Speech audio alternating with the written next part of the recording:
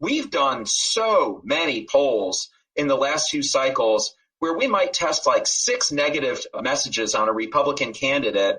And then when we do the re-ask at the end, asking people who they support now, there's absolutely no movement at all. Like, you were down 43 to 47, and then we said everything bad there was to say about the Republican, and you were still down 43 to 47.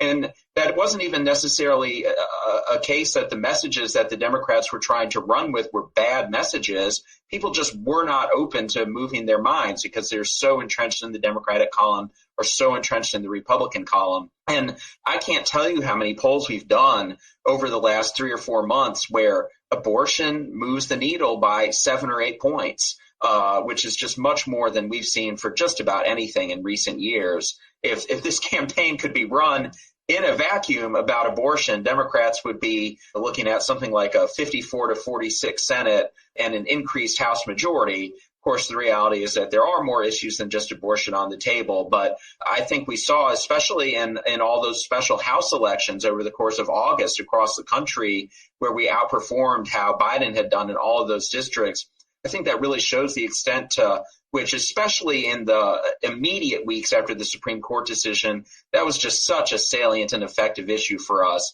The big impact that this has had politically is giving our people a reason to be excited to go out and vote this fall in a way that did not really happen during the 2 Obama midterms. I mean, I think in both 2010 and 2014, of course, you had people voting Republican who had voted Democratic in the presidential year. But I think our biggest problem in both of those years was the bottom kind of just dropping out on our turnout, because we did not have a super animating issue in the way that the Republicans' hatred of President Obama was a super animating issue for them.